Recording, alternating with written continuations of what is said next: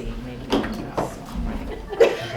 I looked your pen out. I'm sorry. Can you call roll, please? Mr. Fisher? Here. Mr. Hack? Here. Mrs. Grossi? Here. Mrs. Harden? Here. And Mrs. Pruniski. Here. Great. Can we stand for the Pledge of Allegiance? Pledge allegiance to the flag of the United States of America and to the republic for which it stands, one nation under God, indivisible, with liberty and justice for all.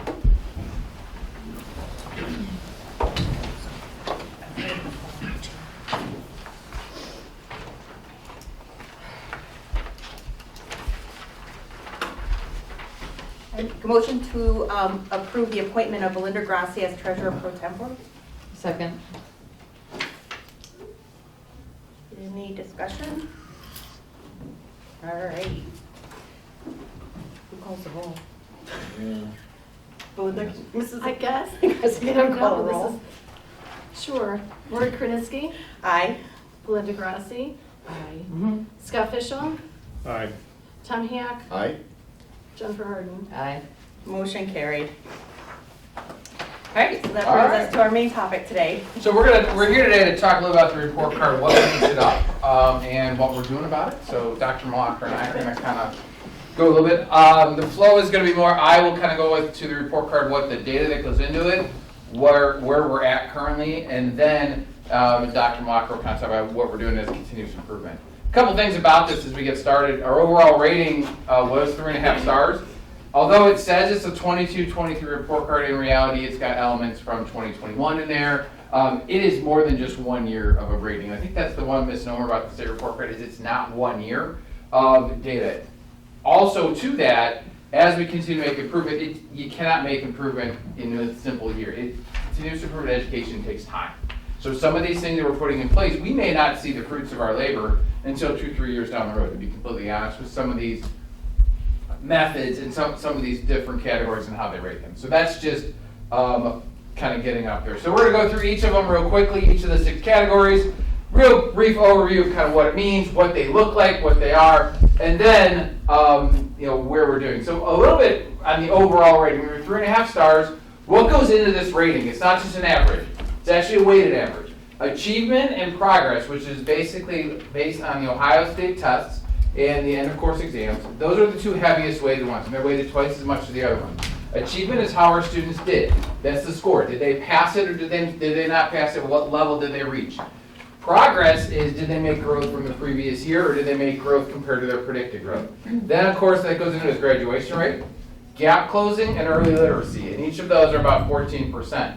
Once the final one, college and career readiness, gets in there, you'll see it will change, the percentage will change again, but that will have that reduced weighting along with the equal rating as graduation rate, gap closing, and early literacy. And that they're saying, potentially next year, more likely 2 years down the road, as they start to really get those rated. But we are in a really good spot for that one next year moving forward. So let's look at achievement. Achievement is basically how our kids did. On every one of the tests at the end of the year, how do they score? And those are tests 3 through 8 in language, arts, and math. So every 3rd, 4th, 5th, 6th, 7th, and 8th grade takes it in language, arts, and math. 5th grade science, 8th grade math, and then our end of course exams. So American history, American government, geometry, algebra, and ELA 2. So that's basically how we are. These tests, where they came from originally, they came out of No Child Left Behind. They were then, they came out of federal law and accountability. They came out of No Child Left Behind, and then they were, again, changed out of Every Child Succeeds Act. And this is now where we are. So achievement used to be, they used to have those lists of the test scores, and basically it was the percentages of how many kids scored 70% or higher, and then moved to 80% or higher. That no longer counts, because that really is teaching to the middle. And what the state kind of changed their mind is they did the performance index. What performance index does, it takes into account every single student that's on your roster and what their test score is. So if they scored a 3 and if they pass, that counts as a 1.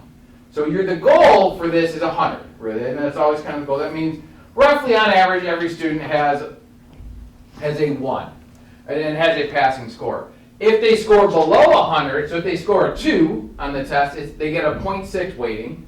If they score a 1 or that basic, they get a 0.3 rating. And if they don't take the test, it's 0. If they score above or accomplished, they get a 1.1 rating. Advanced is a 1.2. And for some of our students who are subject accelerated, if they score advanced, the state gives us an extra bonus, and it's a 1.3. So they actually they don't fund it, but they kind of encourage subject acceleration in some ways, because you get that 1.3 rating. So as you can see, this is a historical as to where we are. 2020 is COVID. These tests here represent only the third graders in the fall who took that test in government. So this is we don't count this one, I just couldn't take it out of the graphic.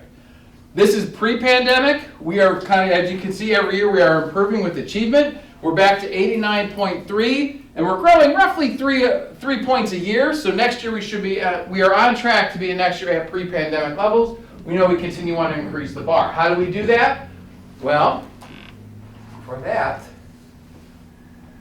I'm going to go the right way on the slides. That would be helpful. So, excuse me. So Chris and I talked about being specific with all of you about what we're doing to target some of these areas that we see, excuse me, that we see areas that we need improvement, and we know that has to happen. So things that we're doing to improve on achievement, we're working on common assessments. This is a continuation of the curriculum audit work, and it's really important to me that we continue to talk about that, and that not only you, but teachers understand, and we keep going back to this, that we did that curriculum audit 2 years ago, I think, but that still is driving what we're doing now. So it wasn't a one and done and something that we don't go back to. So out of the curriculum audit was where teachers went through and self-assessed what are we teaching and how often are we teaching it. Does it match up with our state test scores? We now have created common assessments. Whether they were created or they exist through, there's some companies that you can buy common assessments through. Those common assessments given by teachers in a subject or a grade level, so let's say third grade math says, in the middle of October, around the 15th, we're all going to give this assessment. What that allows us to do then is all those third grade teachers a week later, they can sit down and look at that data and say, okay, this stuff that we taught for the past 6 weeks, here's where we did well, here's where we didn't do well, what are we going to do to go back and reteach that? So these common assessments are giving teachers an opportunity to look at student learning, but also at their teaching and where those gaps might be.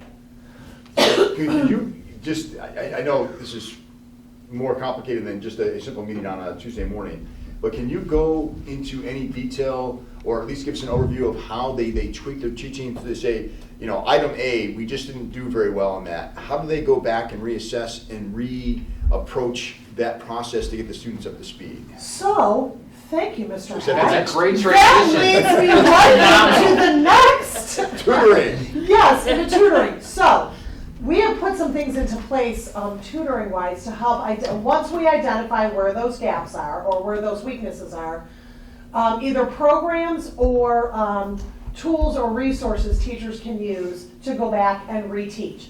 So sometimes your whole class falls apart and you say, oh dear Lord, nobody got multiplying 2-digit numbers. We have to go back and I have to reteach that to the whole class. Sometimes though it might be, these 5 students didn't get that. What can I do for those 5 students while I move forward with the other 20 that are in my class?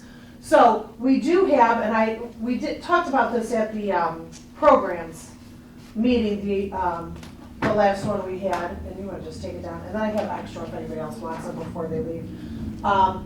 These are some tutoring programs that we have put into place. The state has actually opened up a lot of opportunities for us to use programming that is free, especially in math, so we're taking advantage of that. And there are some opportunities and things that we have put into place for language arts to help to close some of those gaps. So some of the programs that we have bought, the decodable books that we bought, helps with phonics instruction. We put another phonics program in place in kindergarten to help support our students before in that early phonemic awareness, it's called. So this will show you some things that we're doing specifically to target some of those deficiencies that we see along the way, okay? Teacher-based team meetings. This is focused professional development to strengthen grade level or subject teams' ability to read the data and drive instruction. So Dr. Rattino is leading us kind of in that effort, and we're really going to start working with our teacher-based teams to help them understand how to look at the data to then make informed decisions on which tutoring program or what interventions are best for students. And then we're also working on our gifted credentials. So we talk a lot about what we do for students at the lower end, because clearly we need to raise up their scores and get them up to where they need to be. But we're also doing some things for the other end of the spectrum and working on how to get some services to students who we've identified as gifted. And so we have an opportunity, it's optional professional development for teachers. If they get a certain number of hours and they work with a small group of students, that will then allow us to report those students as receiving gifted services. So we're working on that end also. So I just want to be clear that it's important that we get students, obviously, who are struggling and need interventions up to speed, but it's also important that we look at the whole spectrum of who we have in our classrooms and work with those students as well. So those are things that we're doing for the continuous improvement for Achieve. So who makes up the teacher-based teams? Those are decided, so teacher-based teams are, every single teacher in the district is on one. So if you're a high school math teacher, that's your team. And then you divide it into an Algebra 2, and a geometry team. 3rd grade math is a team. 6th grade language arts is a team. So depending on what subject you teach, that's where you go. And so do they all collaborate and decide which tool or resource they want to use in that grade? They might. They might also individually decide, you know, the way that I run my classroom, I could use this program at this time, and another teacher might say, so they would collaborate and talk, but I don't know that they would always use exactly the same intervention. So we They could have different teachers in different classrooms using different approaches. We could, or using these tools differently. A lot of times these teams come together on a common assessment, and they'll take a look, and the common assessment comes graded, but it's based on standards. And so they'll diagnose, is there an issue with their teaching, or is there an issue with the curriculum based on a standard? So like if you go to the doctor because, hey, your leg hurts, you know, it's more than, you know, they'll go and they'll x-rays, MRIs, to kind of look and diagnose specifically what the issue is, at least bringing that in the same diagnosis. The teachers will take this assessment and they'll break it down a little bit more and kind of get specifically what is the specific problem. And if one teacher's scores are particularly high in that area, they may ask that teacher, hey, what did you do to teach this? And have that kind of collaboration to say, well, I used this, did you use it? And kind of explain to that a little bit more so that they can diagnose specifically what the issue is and not just a general issue, but it's more specific to the standard and to the specific strand. I think that's the key. So what happens when, let's say it's 3rd grade and those students move into 4th grade and there's issues, as you said, and some of those students haven't achieved and accomplished those issues. What happens then in 4th grade with those students? Because they are now behind. Well, when we get to our K-3 literacy, you'll see, so those students may have started behind. Do you know what I mean? And so we're working every year to catch them up and get them on track. So, and I think when we get to the K-3 literacy, I think when you see, because we do assess students at the beginning of the year when they're coming in, so when 50% of our students come in and they're on track in kindergarten, we're working very hard every year to get the other 50% to where they need to be. So that's what we do every year. We continue to assess and move forward and use these programs as we can to catch those students up to where they need to be. So what you're saying is in 1st and 2nd grade, kids might not be achieving 1st or 2nd grade levels of the information teachers were teaching them? And so they're still behind, so you continue to work to get them up to level? That goes back to the tutoring and the interventions that we have in place to kind of continue to, as we teach grade level material, we're still teaching and kind of building them up as they go. So it's extra tutoring, it's really specific tutoring to what their needs are. And the more we know what their specific needs are, the more we can kind of say, hey, you need help in, you know, phonemic awareness, you understand comprehension, but specifically decoding is a struggle. So we can give that that in math, it could be number sense. Geometry is great, but number sense is an issue. So we're going to give specific targeted interventions to that, whether it's tutoring, whether it's individual interventions or small group interventions, kind of working that way to kind of close those gaps. So we do have tutoring in first and second grade? We do. Yes. We have, The other thing you'll notice on this sheet that I gave you is, especially on the math one, I've identified some of the interventions. Some of them are proactive, where we're doing it like in Algebra 1, we have some stuff to do before kids get to the test. So trying to build up those foundational skills. Some of them are reactive. So you haven't done well on this assessment, or you didn't do well on the state test, so we're gonna provide this tutoring. So we're kind of going at it from two different ways. One way is proactive and trying to build up those foundational skills. Some of the tutoring is reactive, because we need to close some gaps that we see through the state test. So there's two different ways that we're approaching it. And I have a question concerning going back to the teams for a moment. How often, what's the dynamic there? What's the tempo? Do they meet daily, weekly, monthly? How does that, I'm sure it's something specific. question. Weekly. Mhm. Weekly. They meet weekly, yep. Every Wednesdays, actually.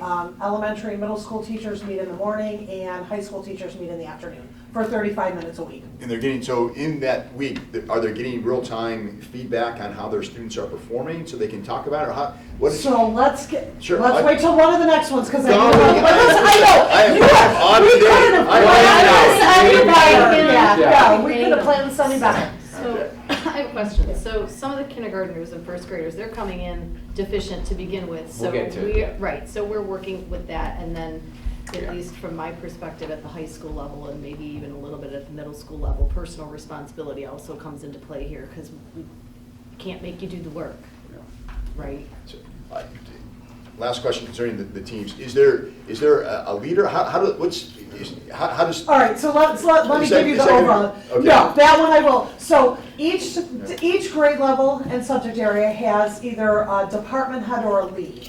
So yes, especially for communication purposes, I need one person to be able to communicate across the district. So they have one person that kind of gets them together and works, either starts the Zoom meeting, because our elementary teachers have to meet on Zoom because they're across the district. But the rest of them meet, middle school and high school meet in person every week. And one person kind of organizes that. We are working on, I'll just finish that up. We're working on helping them to understand how to better look at the data that's in front of them. And so that's something that Dr. Rotino and I have been working on. We're using Lisa Regal, who to help support us. She's really good, and she's done a lot of work with other districts on how to make those teacher-based teams stronger. So it's not weekly that they're looking at test scores, because they don't always have that to look at, but we've created a common assessment calendar so we can start identifying which meeting you should be looking at the assessment that you gave. Okay.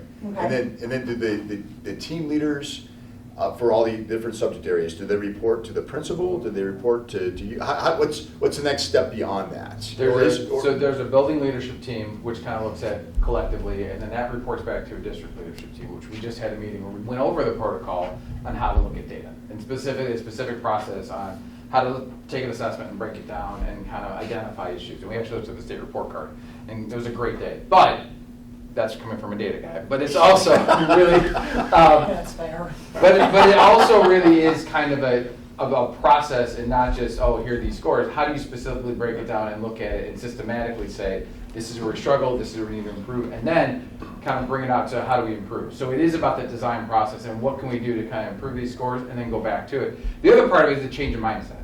We have to get into a change of mindset. Just because I taught it on October 10th means that everyone's going to learn it.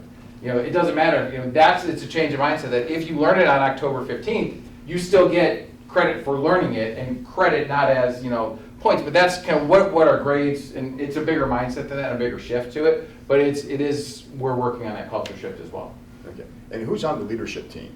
So it is all central office, the district leadership team is all central office, all district principals, directors, and teacher representation from each building.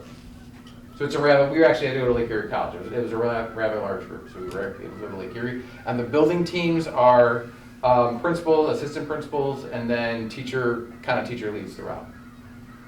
You said teacher leads throughout? Throughout the building.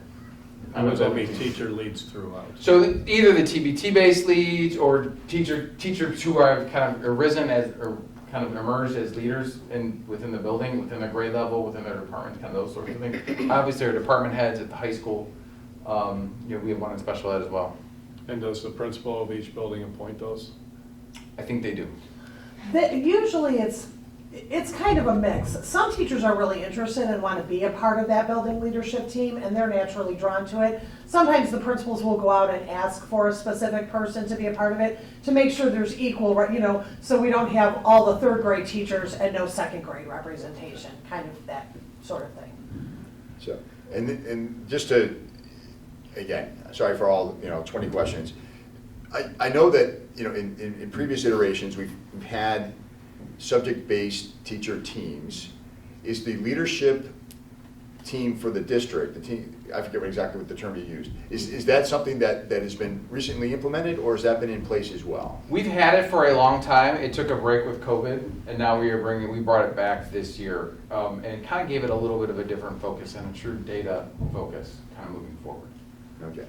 To that. So, I mean, it's been in place, it's always been in place as part of the Ohio improvement process. But then when COVID hit, logistics of getting everyone together and then also subs and all that have been a challenge. We were able to make it happen, and now that we're bringing it back, we're using different methods to kind of get this moving forward. We started this probably in 2011. It's Yeah, been a while. For a long time. Because Yep. any board member is like able to actually participate participate at the DLT level. I know that I did participate, Yeah. but I came and Yeah, you're sat more than and, welcome. you're more than welcome to do that as long as, when the meetings are, whatever. It was an interesting process. I think I did it for 2 years, and it was a great learning experience, so if anybody's interested. Okay. All right, well, in the interest of time, we do need to kind of move on because we're going to talk about progress next. Progress is value added.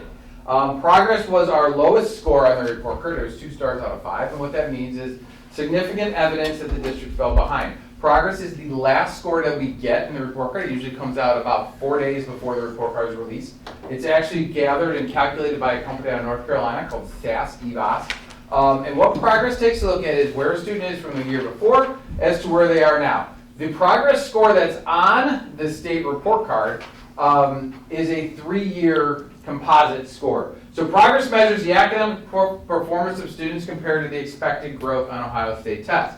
Regardless of their entering achievement, what the state believes is students should maintain their space relative to other students. So progress is probably one of the most challenging ones to grasp conceptually, mathematically, but what it is, depending on the test. So we'll look at the first one in grades 4 through 8 ELA and math. In progress, you can't have progress in 3rd grade because they only have 1 test. So in grades 4 through 8, what they do is they take every single student who took the test the year before, and they put them in a line. They actually put them on a bell curve and put them in a line. And if that student maintained their space in line from that year to the next, they made a year's growth, and that value is 0. So they made a year. So they basically maintain their place in line. So if we're in line, if this is our line, if I stayed here from 1 year to the next, that's where I went. If I moved up 1, now I've made +2 gains because I jumped out, so I made a gain in there. So my test score was a little bit higher than Mallory's. Mallory lost 1. If I come back here behind Cheryl, Cheryl actually made a year's gain, and I dropped. It's basically where you were from the year before to where you are the next year. That's what they look at. So why they do that is it takes away the account of, hey, is this test a little bit harder? Is it a little bit easier? Are the concepts a little bit different? It's just where you are relative to your cohort. Who doesn't get a progress score? The way we work in our 7th grade, our honors 7th grade math students are actually taking 8th grade tests. So they go from 6th grade math to 8th grade math. Those students do not get a progress score on the report card because they don't have a cohort that follows with them. They skipped a year. So if you subject accelerate, you do not count for value added for that year.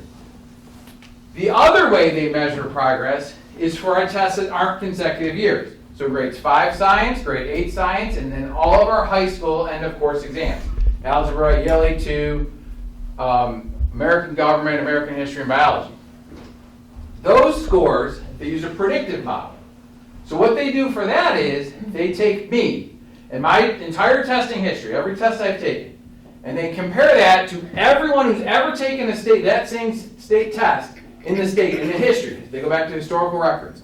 And they look at that whole pool and they say, okay, what did that whole pool score on the test I took? So if I'm taking the 5th grade science test, they take my testing history they compare it to everyone who's ever taken that history, and they say, this is your prediction, and what was my score compared to that prediction?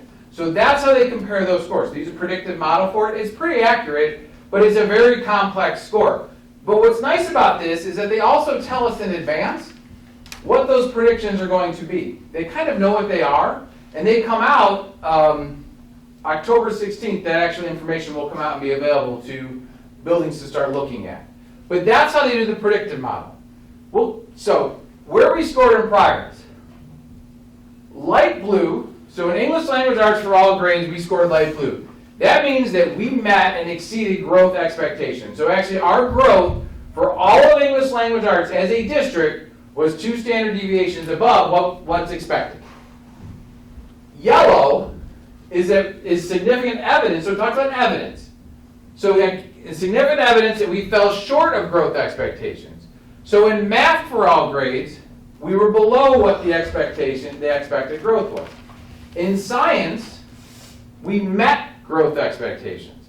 So basically where we were, we met it. And then for all tests, we were below, which is why we have the 2 stars, because all of our tests fell there. Now this is a 3-year range. So in order to improve this, we're digging out of a bigger hole because we have to actually make 3 years of gains. When you look at where we are, and the 6th grade reading was well above. 4th grade English language arts, well above. When you look at, No, 7th. I'm sorry, 7th grade reading. Yeah, I'm sorry, that was 7th. Yeah. When you look at 6th grade, which was a transition year, which we know is kind of an issue, we are actually well below. We fell short by a large magnitude. So we have an issue, we know it's an issue in 6th grade with progress. Part of that is our students are transitioning to Lamouth in 6th grade. We know that's a concern. But also we can look at when this data comes out on the 16th, which is great, it comes out well after the fact in the middle of the year, but we can look at kind of specifically what subgroups and what kind of areas we need to really improve on. Is it a rigor question? Is it a question that we're teaching to the middle? Is it a question to where we're teaching only to the low end or the high end? That sort of thing. When you look at math, 5th grade math is a concern. Fell well below. In fact, we know 5th grade math is a concern. They actually put numerical values to this. 5th grade math is a concern. Also, 5th grade science is a concern in all of 5th grade. We met it in language arts, but the other 2 were low, so that's kind of why the whole grade is a concern and fell well below. 8th grade, English language arts met, the rest fell below. So if you have a significant score in one, it can kind of raise your grade or not. Now in the high school test, the ones to point out, American government, they fell well below what they're expected to, and their value was pretty low. But when you look at our achievement, 80% of our students passed the American government test. So 80% of our students passed. But yet where they were expected and predicted to score fell well below. This is an issue that we need to look at as to why. So a lot of questions when you look at progress come up, the whys come up with that. So why might this be? Well, let's American government is simply a test taken by juniors and seniors. Some of our students take an AP government test as well, so they took 2 tests. The AP test counts a lot more. They may have been predicted to score higher, but they knew what they needed to do to pass because our kids do that. So they may have predicted to score a 5, but they did just enough. So it might have been that, because that doesn't necessarily weigh the same way an AP test. Same thing with American history. You see the same thing. Here, let me ask you a simple question there. So if we're expecting the kids are doing just enough, have we done a study, interviewed these kids to see if that's exactly what they were thinking? We have not, but that was one of the things that came out of DLT, is to ask kids why. Because that's a great question. So that's one of the questions that when we looked at some of this at DLT, we talked about that. We talked about kind of the whys. Look at geometry. Geometry, we're making growth by a huge margin, but our geometry passage rate is 40-50%, somewhere around there. Some of those kids are taking those classes at Lakeland also. We don't have any control over those teachers. So though, if Not you- control, yeah. but we don't have anything to So say if you about it. take it at Lakeland, you don't count for this. Because taking it at Lakeland, basically, if you take it at Lakeland, that counts, your credit transfers But over. American government, they take that test, don't they? They don't take the test. I thought they come back and. American government does not. AP government does, American government. College credit plus, it may have been different before. That's a while It has Yes, changed it's since changed. then. And I can't remember if you can still transfer your grade over. So if you get a B, you know what I mean, you can transfer it over to a score rather than taking the test, okay? That was a COVID thing, and I can't remember if it's state or not right now.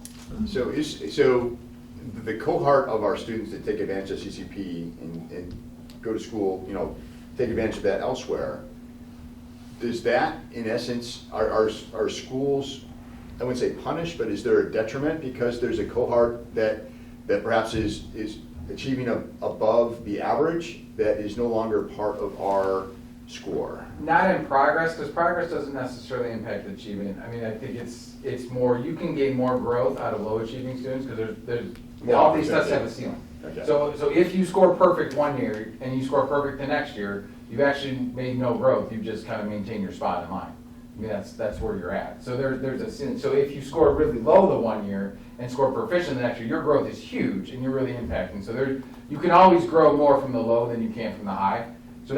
So our high achieving students who go out to take CCP courses and don't necessarily sit for these courses and these tests and aren't impacted in this model don't necessarily, you know, they don't have an impact on us. I think where you see some of this come out, the points of notice are biology. We're well above what the expectation is. Biology, if you pass that biology test, you get a seal for graduation. Like, that's the science seal. So a 3 on biology equals science seal. English 2 and algebra, those are our two, we'll talk about graduation, but those are the 2 core competency courses you need for graduation. So you have to earn a specific score on those 2. So we're making our place to get graduation. To get the citizenship seal, you have to score a 3 on American history and a 3 on American government. So it's 2 back to back. It's a little bit more challenging that way. And also you've got your 2 AP tests that are also playing in. And you can also substitute other things as well for that. So that's geometry is the one that was really the anomaly, because geometry we only take the geometry test in the state of Ohio because of federal mandate that says we have to have a high school science test. And because some of the state, and most, even for us, some of our 8th graders take it. 8th graders take algebra in high school. Algebra 1 does not count as a high school class for the state of Ohio because it's taken both in 8th grade and in high school. But the majority of high school students in the state of Ohio take geometry, and that's why we have the geometry test. They asked the federal government for a waiver from that requirement to count algebra, and the federal government said no, so that's why we have geometry. That's the only reason why, because they wanted to drop that test. Also, Math 1 and Math 2, there's no data because that is an alternate way to offer high school math. So we don't offer Math 1 and Math 2, we do Algebra 1 and Geometry. Just so everybody understands why those are gray, it's because that's not how we structure our high school math classes. Because you can structure your high school math classes as a Math 1, Math 2, Math 3, Math 4. You do either one or the other. So we have Algebra and Geometry, but we don't have Math 1 and Math 2. What about the sciences? Same thing with the science. So there's only science in 5 and 8. So you're only going to see it in 5th grade and 8th grade. This is a 3-year, again, this is a 3-year composite. So we're working out of it. And some of those dark reds continue to grow because the numbers are continuing to perpetuate and get a little bit larger. The other thing I would say is, I could show this graph 5 or 6 years ago and it would look almost exactly the same. We've known of issues in 6th grade and 8th grade and transitional issues. We continue to work on those, but yet we need to look a little bit more. We need to look at the data a little bit deeper. And so what we're doing about it now. So a couple of things that we're doing specifically to target the area of progress. The Riverside Way, which is an instructional strategies document that we created as a district, and their expectations for classroom environments and instructional strategies for teachers. So we've come to some norms across the district that teachers have agreed to, ways and methods that we're going to use in our classrooms to help to work on, again, targeting individual students and allowing that personalized learning to happen, and that's the second one. So we've started personalized learning cohorts, which is professional development for teachers and administrators to start to implement more personalized learning for students so we can meet them where they are and grow them. Because remember, this is the progress one, so this is going to kind of attack that idea of making growth. The data analysis protocol, Tom, that speaks to exactly what you were talking about. What are they doing in those teacher-based teams? And this is using an official form a common means for those teacher-based teams to be looking at that assessment data, you know, making a specific plan and developing interventions. Now, that doesn't mean everybody's gonna do exactly the same intervention, but it means we've looked at the data, we've noted where the issues are, and this is how maybe it is we're all gonna do it together, or maybe this person, and this person are all gonna do something different, but you're gonna look at it and you're gonna commit to something. That way, that's what that protocol will help identify. And then again, the gifted credentials, because like Dr. Martino said, it's much easier to show growth in a student who struggles because you have a lot of room to grow than a student who is at the other end of the spectrum and who already is a strong student. So again, getting teachers some professional development and helping them to understand how to work with those students who are at the higher end of the assessments will help to show some growth with that population of students also. And one last thing as we shift to the next one, to tie this back to our strategic plan, all of these components are, you're gonna find MTSS working its way throughout all this. So really that multi-tiered system of support works on both the low end and the high end in this case. So, gap closing. Gap closing, we were 4 stars out of 5. Gap closing looks at our specific subgroups. How are we doing with our subgroups and are we meeting the expectations? The state sets expectations for individual subgroups that are different from kind of the whole, in our subgroups, a subgroup is any group of 15 students who took a test or who took a test in that grade level, so any 15 students who have a test score, where you can see we met our scores. We met, for achievement scores, we met all of our targeted goals with the exception of students with disabilities in both math and ELA. That was kind of consistent across the board. They were close, they didn't quite get there. I think they were a percentage off for each. In terms of growth, again, growth is value added. In growth, we did not meet growth for our Hispanic students or multiracial students, our ELL students. And again, if I'm a student who is Hispanic and English learner, I count in both of those categories. And I can also be student diagnosed with disability. So we didn't meet in those 4 categories. In math growth, we did not meet the target for all of them. So that's to be said. However, we did meet expected growth in 4 of them. So we didn't meet the target growth, but in terms of value added as the growth rating, we met expected growth for our black students, our multiracial students, our English learner students, and our students with disabilities. But we didn't meet growth as a whole. So we know math is kind of an issue. Graduation rate, our percentage of graduates. We didn't have enough black students in the class to calculate. That's why that NA is there. There wasn't 15 or more students in that subgroup, nor English learners. We did not meet expected graduation rate for Hispanic and students with disabilities. Now, some of our students with disabilities can count on that because they are grade 22 students, which means they met the requirements for graduation. However, they did not graduate because they needed more job skills to be placed in the workforce and all that. And that's fine. We don't meet that one because we're meeting their IEP. We're going to live with that one. That's an acceptance and we're doing what's best for kids. But that kind of works on that graduation rate as well. So what are we doing for gap closing? You're going to hear a lot of the same. I know, yeah. Oh, I feel like this isn't right. How come it's exactly the same? So the things that we talked about progress are things that we're doing with gap closing also. So the instructional strategies, again, we're talking about personalized learning for students and getting down to where they are and where we can meet them to raise them up. And it really is that continuous improvement, whether it's gap closing or progress, it's all kind of bundled together. So these things that we're doing. So one I missed, I know, as we talked about the test, the other thing that kind of gap closing, I'm sorry, I forgot.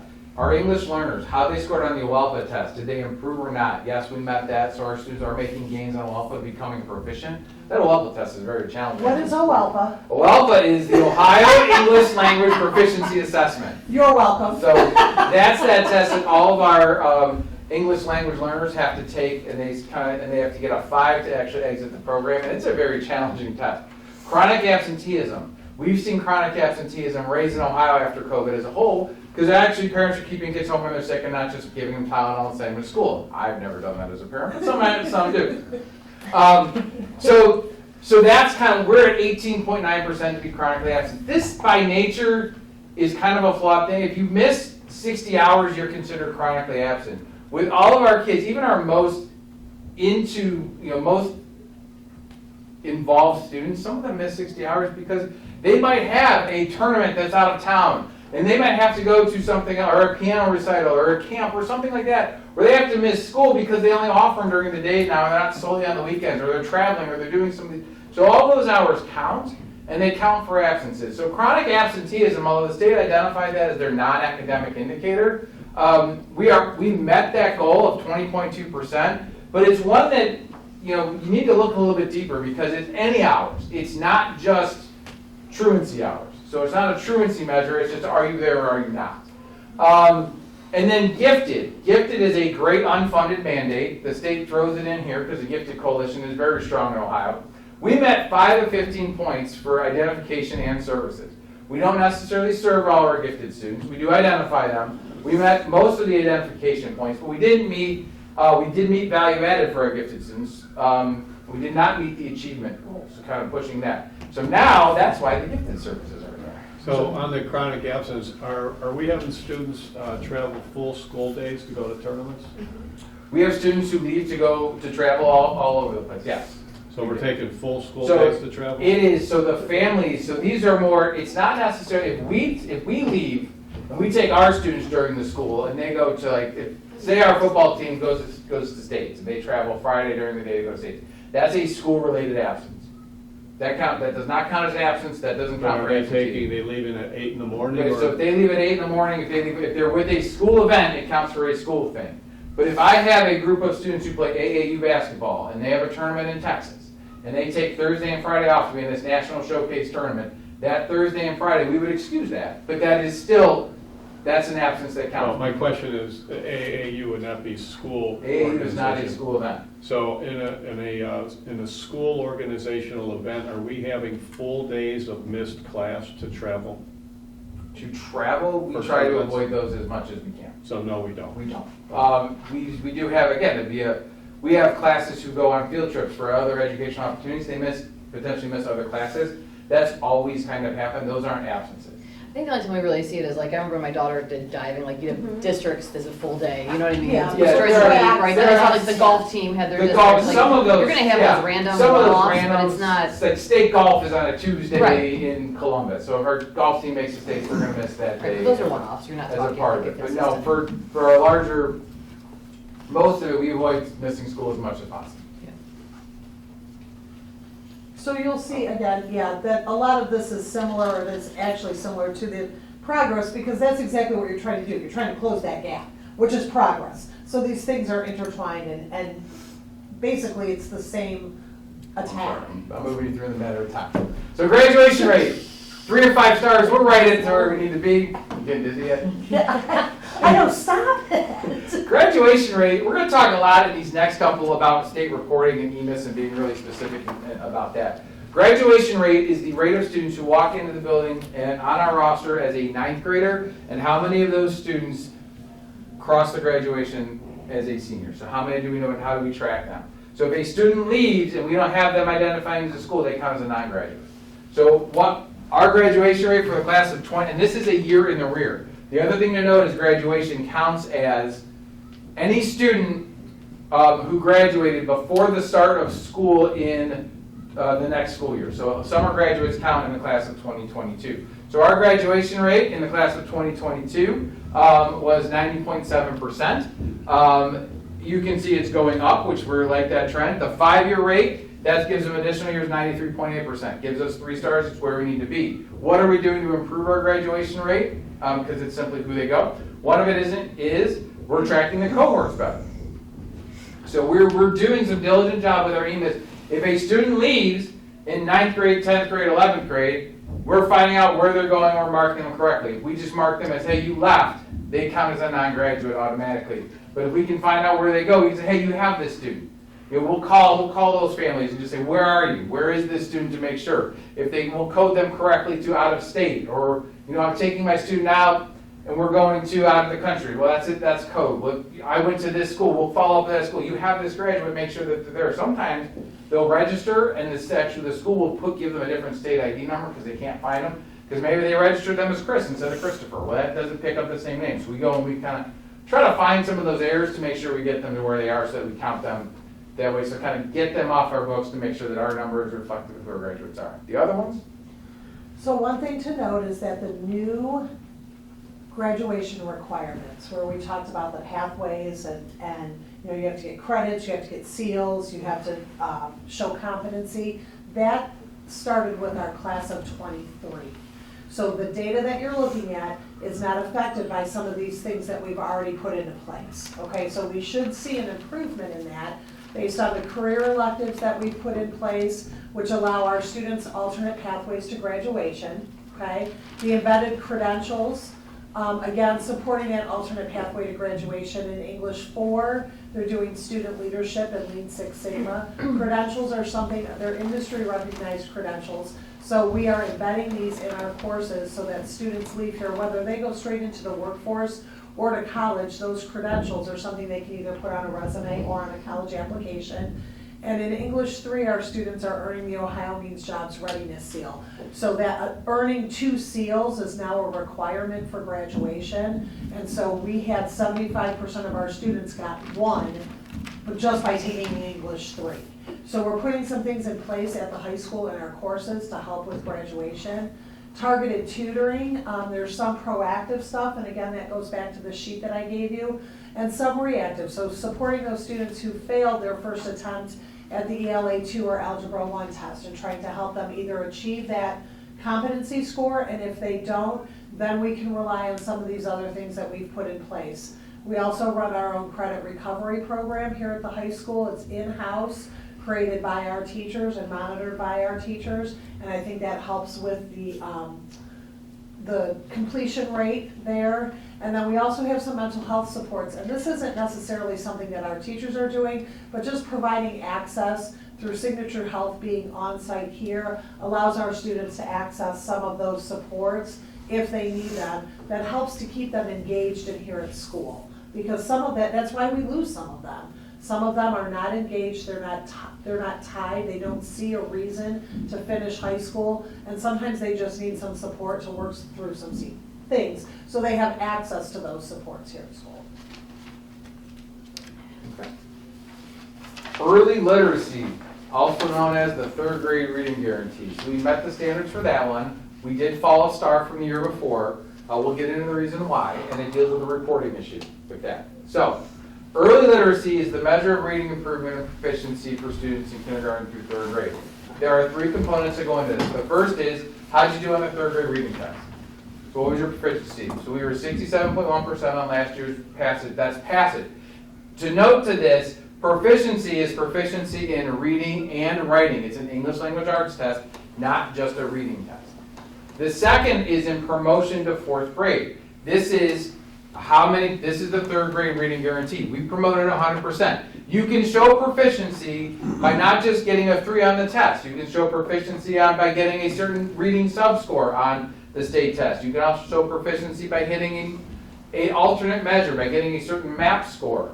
That gets you proficiency as well. Also, because of the legislature and the budget, the 3rd grade reading guarantee to kind of withhold people has been suspended, so all students were promoted to 4th grade unless the parent came out and said, I want to keep my student back. And that did not happen. The third part of this is this improving K-3 literacy. So this is 2 years in there, so it's from the fall of 2021 to the fall of 22. So again, we're looking at a really old data here as to how it is. So students who came in the fall of 21, were they on track or off track for proficiency? Did we move them over the year to the next fall, on track to off track? I have a lot that I think is wrong with this. First of all, we take them from fall to fall, so there's that whole summer gap in there where we can't control what happens, but yet we're measured on that in the summer slide when we give that fall diagnostic test. But it is what it is. So when you talk about where this is where we drop the most, and we drop the most for a couple of reasons. The first is, back in 2021, the district was going through a transition. We used LGCA for our EMIS reporting. So LGCA and our EMIS reporting, actually, at that point, they had lost the person who was working with our EMIS scores. We brought in Elise, I think, in January of 2022, and she's done a fantastic job. But prior to that, the collection for on-track, off-track was due. We reported in the fall of 21 all of our kindergartners to be on track, which was not the case by any means. Can I just say, it defaults to on track. So the default. So you have to go in and physically change those students to off track. So it defaulted to on track, all 100% of our kids, sorry to interrupt you, Yeah. Dr. Regino, and nobody went in and correctly inputted the data. So can I just, like, can we put a pin in EMIS? Because I feel like EMIS, the conversation around EMIS and the fact that people don't even understand what that is significant, and all of this data is reported by an individual. Everything, every single thing we're So- talking about. Like, I don't feel like, One of my former roles was I was actually in charge of EMIS. And EMIS is, and I will say EMIS is a 4-letter word in education.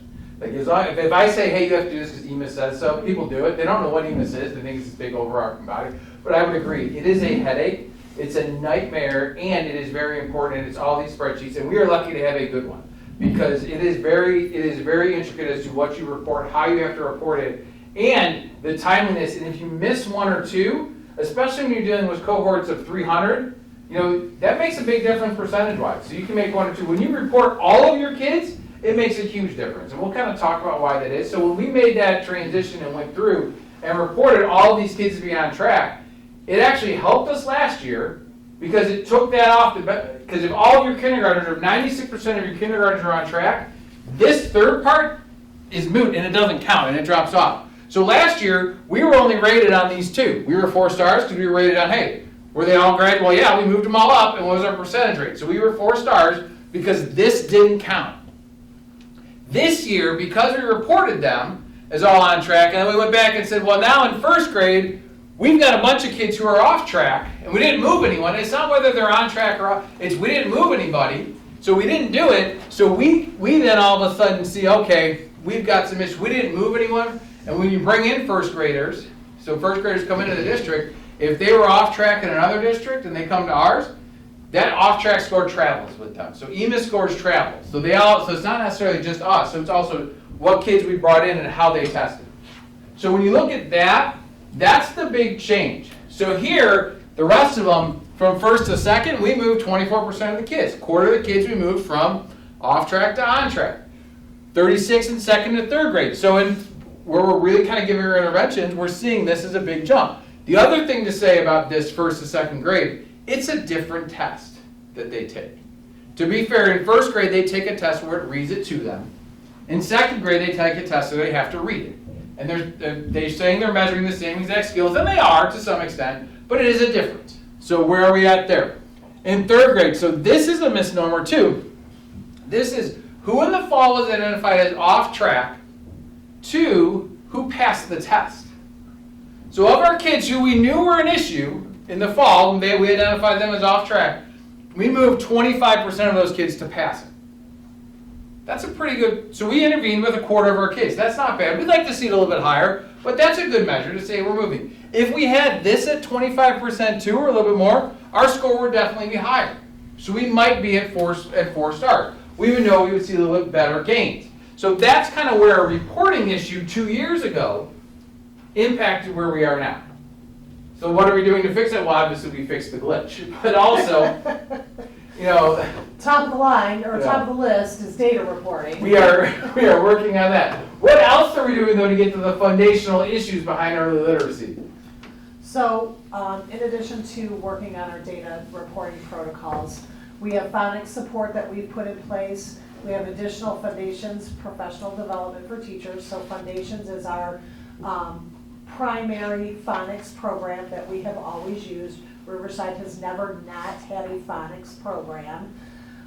But we had teachers go through the science of reading training, our kindergarten and 1st grade teachers, and they started to notice some gaps in what we were teaching. And so we implemented it's a phonemic awareness program, and that's understanding the letters and the sounds that we implemented at the kindergarten level. And then you all just approved the purchase of the GEODS books for K2, which are the decodable books, which it works directly with the Foundations program. So these are books that match our phonics program that will help strengthen those phonics skills in students. So we've put some things in place based on the professional development that the teachers went through, and they said, hey, we need to beef some of this stuff up. You know what I mean? We need to improve in these areas. The multi-tiered systems of support, like Dr. Rotino talked about, that's really looking at the data and then deciding when do kids need to move into that intervention protocol, and then what interventions are we specifically going to use for them.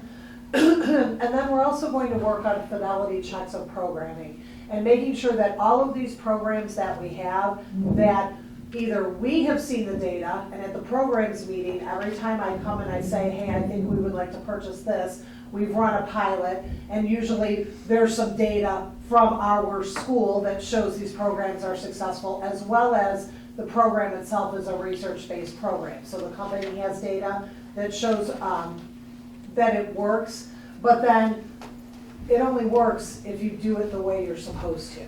So part of what we're going to do this year is really look at our teachers implementing the programming that we have the way that they should. And not as a punitive measure. It might be that we just need a refresher. It might be that we have in K3, 8 new teachers, and we just haven't gone back and, done the professional development for that. That may have happened. So things like that we're going to be looking at this year.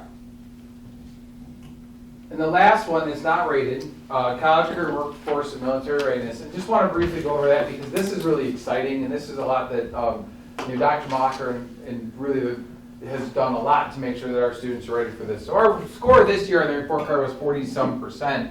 But when you look at kind of how you get into that numerator of that and where our kids are, you've heard a lot of this, but how you get counted as a check. So as soon as you get counted as a check, you get counted for that 47%. Earn an honors diploma. We know we need to improve that, so that's our kind of our core programming and all that. Industry recognized credential. We talked about kids getting 6 credentials out of the Lean Six and the leadership, but also looking at credentialing our welding classes and our career elective classes that are earning credentials coming out of that. Earn a dual enrollment credit, so kind of that CCP aspect of it, and saying if you earn a credit in that, you get counted there. Score 3 or higher on or remediation-free AP or SAT score. Score 3 or higher on an AP test. So our AP students actually taking the AP scores, and where are they at? Enlist in the military. Gain acceptance in a recognized apprenticeship program. Complete a pre-apprenticeship program. Our students who do the math college career course, that counts as a pre-apprenticeship program, so they'll get counted for that. Complete a recognized apprenticeship program. So what can we do with our businesses? And we're working with that. Score proficient or better on CTE technical assessment. And the last, earn Ohio Means Jobs Readiness Seal. All of our juniors who take English 3 have the opportunity to do that. And then they have to have 250 hours of work-based learning, which they can get. And we've offered more and more throughout this. So we're in a good place for this. To get a great score when this does become a rated element. It is not rated yet. It could be rated this year or next year. They're still working on what the ratings will be. But I think when it comes out, I think this is one that we're going to score a number of stars on. And what else we're doing in this. So we've added additional AP courses. Last year we added environmental science. This year we added a course called AP Seminar, which is a really cool research class for our 10th graders. They're taking it as an alternate to 10th grade English. And then that class will roll into AP research. So the seminar class is all about doing the research and the scholarly writing that goes along with research. But then the second part of the course, which is AP research, and that can be taught by any teacher, the student picks something and does a full-on research project. I was actually down working with a teacher, it's Mrs. Lucas, about how to teach that writing a literature review, because I do that for Youngstown State, and then Dr. Rotino and myself and Dr. Bassage going in and talking to them about how you start that process and how you narrow down your sources. So it's pretty intense, but wow, it's a great class for those upper level students. The career electives that we've implemented, again, allow students to earn the points toward an industry credential. We will have 9 courses going by the end of the 23-24 school year. The embedded credentials and seals, like we said in English 4, they're earning the leadership and the Lean Six Sigma, and then they're doing the Ohio Means Jobs Readiness Seal in English 3. Pre-apprenticeship programs, we currently offer one, that's our construction class, it's aligned with Cleveland Construction.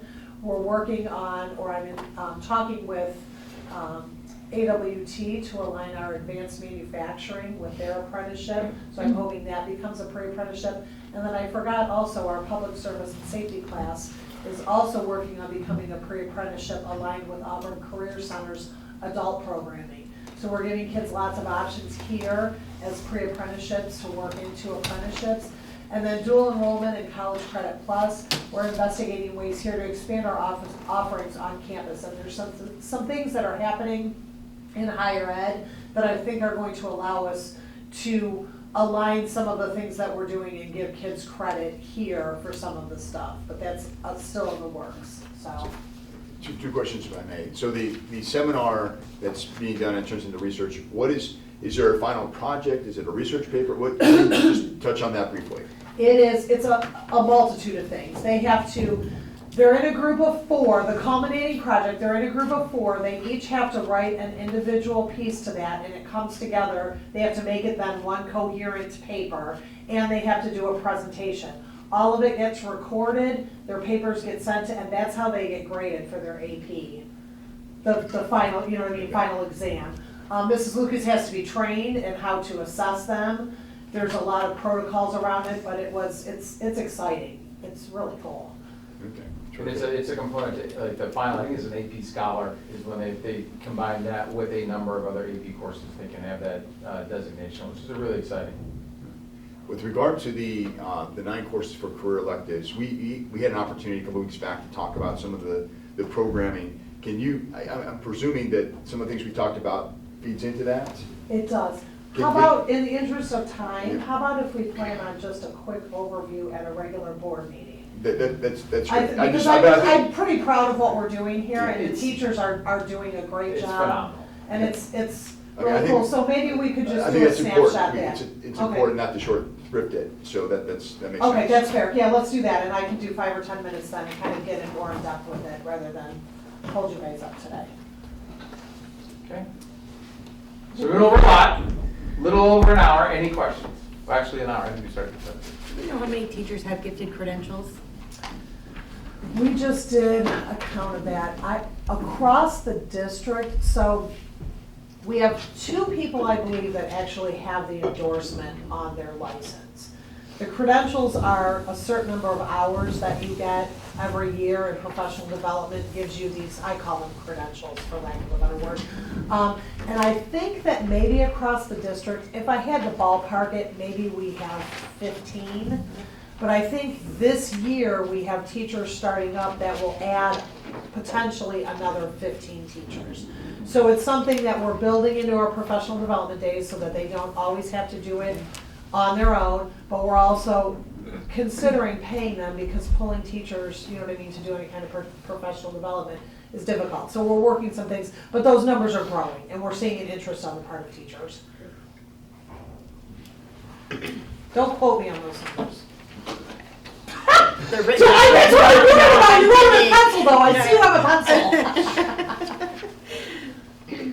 Do we know how many kids are missing tests too? So We do. Okay. We do. We had last year, it was, I believe it was 1.2%. I was gonna say you were looking at that Yeah, more it closely. was I a- did not. It was a pretty significant number, and it's one that we want to look at how to work. We looked at kind of some of the students and the reasons why. We still offer a lot of online virtual courses, and they just didn't come in.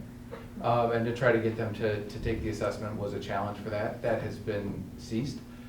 So we know who kind of we have now. Some of them also were kids we just didn't get off the books. And so when you don't, it's a data reporting issue, so when you don't get them off the books in time prior to the test, and they count for you as a 0. So we are working to get that number significantly reduced. Okay. And then I noticed that the district is doing some English learner, like some meetings with parents to Yes. help them understand too. So do we think that could impact? I'm assuming, my assumption is that that will impact possibly some of the scores there too, because now parents will know how to help and get involved. Is the most of, when we can engage parents as partners, then we're going to engage student learners. We have been doing that, though. We've been holding Okay. parent meetings for different things, like, for example, how to access Infinite Campus, how to look at grades, how to, you know, that kind of thing. But you also, I think it was on the Friday packet, there was, I think you put on there, Melissa, about the curriculum that we're looking to purchase too for newcomers. We just got 2 more students that enrolled, actually just yesterday, don't speak any English at all.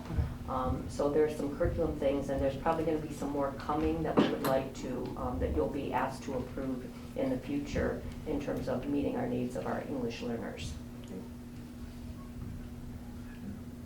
I just want to say again, the job of the EMIS person or EMIS coordinator cannot be stressed to be more important.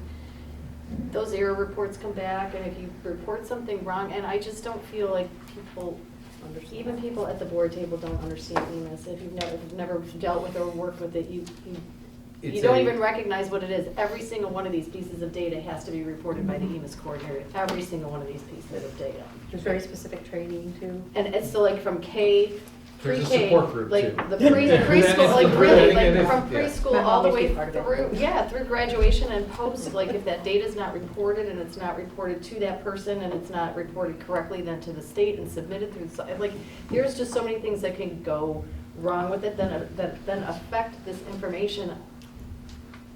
It's huge responsibility. Well, I think the thing that we found and the lesson that we learned is it's not even whether it's this year. And this is there was a reporting here from 3 years ago that we're still kind of feeling some of the impact of. Yeah, I that think K3 literacy, I don't know, those several years ago, and we really improved, and I was so excited, and then to see this, I was like, no. And then you go back and you look at the data, and you're like, this isn't even really accurate data. I can't even say whether or not what we're doing is working, because the data's faulty. You know what I mean? And I realize that's on us. I'm not debating that, but that's the reality is when that's what is public facing, it's disheartening because it doesn't really show where we're at. And EMIS also reports on teachers, administration, EMIS it reports on all our staff. everything else, Everything yeah. to that aspect, attendance as well, so accurate attendance, EMIS pulls that and makes sure attendance data and whether or not we follow other attendance plans and kind of all that. Absentee, truancy, like, yeah, everything. And it's also, and sometimes the EMIS coordinator is the person who people don't really want to hear from because it means you have to go in and change something.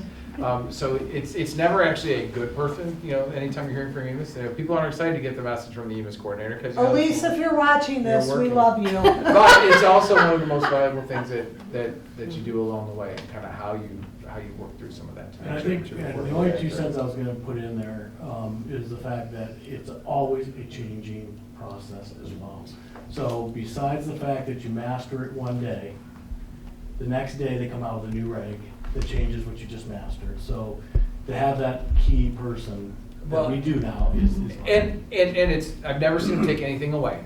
That's number one. No. They never, and then the other thing is the things that we have to report now are ridiculous. We have to survey students who graduated to try to get a hold of them to see what they're doing, to complete a comprehensive survey so we can report that as well. And that goes onto the report card as unintended, it's not graded data, but it's still data that makes us look, good or not as well. But all it is it's a survey, whether they say yes or whether they ever actually respond to it or not, it's a challenge. And it's some of those things that really continue to beat us up. And we have one person who does it, and she does a great job at it, and we are very happy that we have that one person. A good apprenticeship program would be to grab people and start teaching them how to do EMIS because it's a dying art and there are not enough people to do It the is. job. Does ODE drive changes to EMIS? How do, okay, so it's ODE, all. well, it's not just ODE. Anytime you see a state bill that says will be reported to, and anytime they say we will report or collect, that is what drives an EMIS change. Okay. So and in the budget, I think there was like 12 EMIS changes alone, and just how you report things. And they have things where I've even been, they said, well, we have to report it. We have no idea how we're gonna report this, but we have to. Perfect example is they just came out with preschool only has to have a minimum of certain hours. They only meet 4 days a week, 2.5 hours a day, but they want you to report it at 900 hours. No penalty, but when you're only meeting 400 and some hours, why do I have to report it at 900? So they just want to see. Yes. That just came out, just pretty well. Not to mention the And that's the answer. It's not a penalty, it's just a And it report. impacts funding as well. So if we report a student who's not, but the date is off, and the others, we have to work with the other EMIS coordinators to make sure that the dates are lined up, or they don't fund the student at all. So. Mark my word, it'll come around. So updates will be We'll use obviously it brought to the curriculum committee, right? So they'll Absolutely. be constantly reporting back any updates and progress. Absolutely. All right, is there anything to follow up from on this discussion? Any questions or follow-up requested? Cheryl, how many bilingual tutors do we have? Tutors? We now have 4, I believe. We have all teachers. There are no more tutors. We used to employ tutors, and they're all teachers who have their, it's TESOL endorsement, so that's the English as a second language endorsement that they get. And I'm thinking off the top of my head, because we lost some. Mallory, can you help me? I probably have 6 or Is it 7. 6? Yeah, you have one in every. Oh, because we have 2 up here now. I'm Yep. sorry, I apologize. Yes, we have 2 up here now. We used to only have 1. Yeah, I'd have to get the exact So number, but I if we're think- first, second, or third grade and a student comes in not speaking English or not speaking it very well, how does that person get tutored?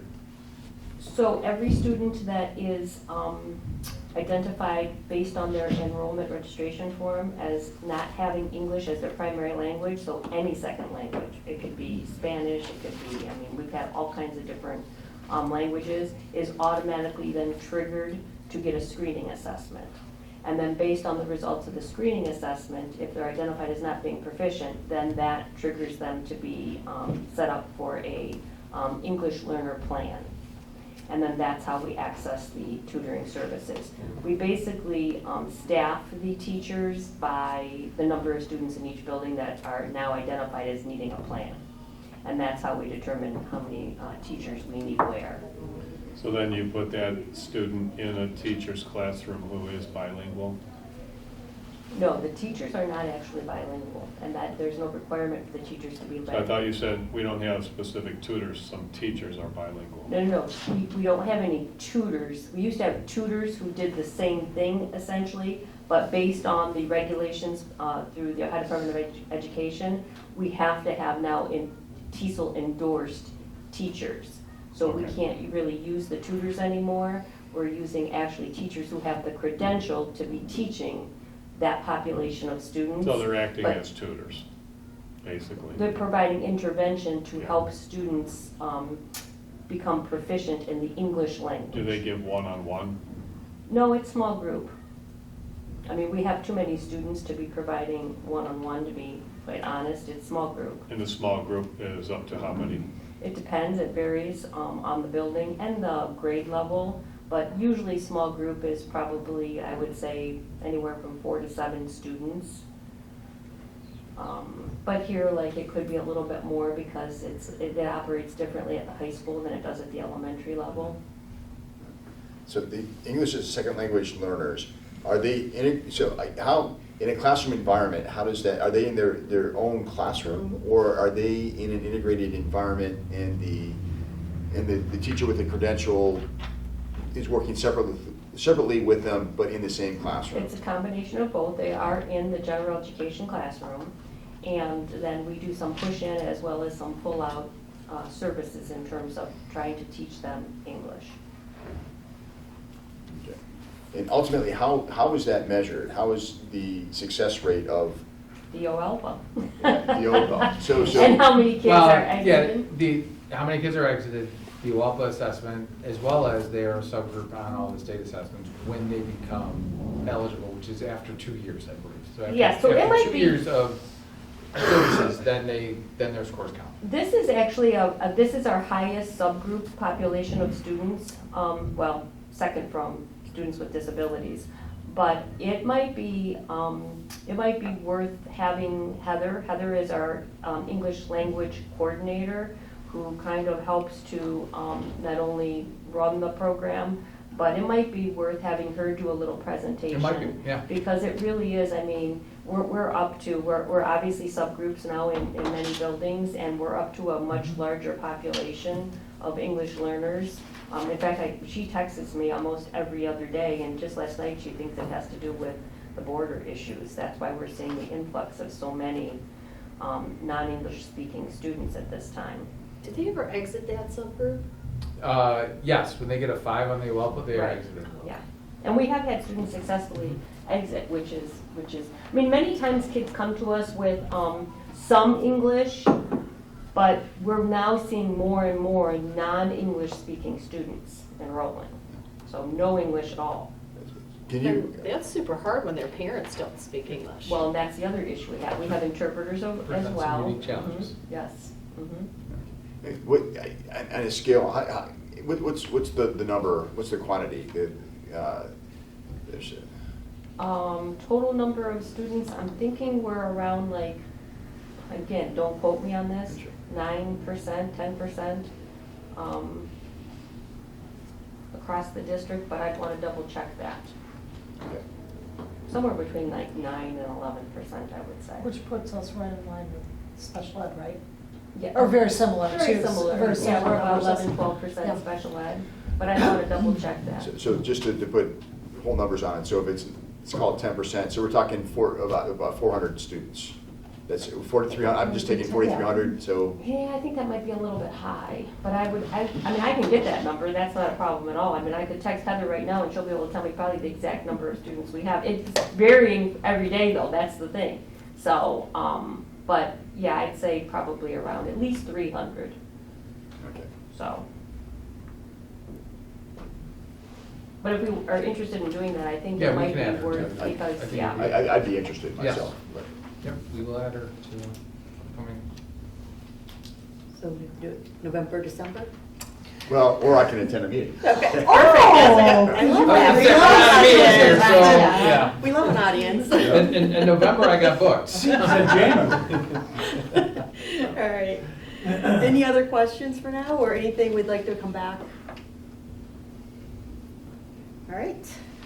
So I will make a motion to adjourn to executive session. Be it resolved that the Riverside Local School District Board of Education hereby adjourns to executive session at 8:49 a.m. to discuss personnel matter relating to the employment of a public official, dismissal, and discipline in the Riverside Local School District Board of Education, hereby designates all matters discussed in this executive session as strictly confidential, and finds that this designation is warranted because the status of this matter and the need to preserve confidentiality to properly conduct the business of this Board of Education.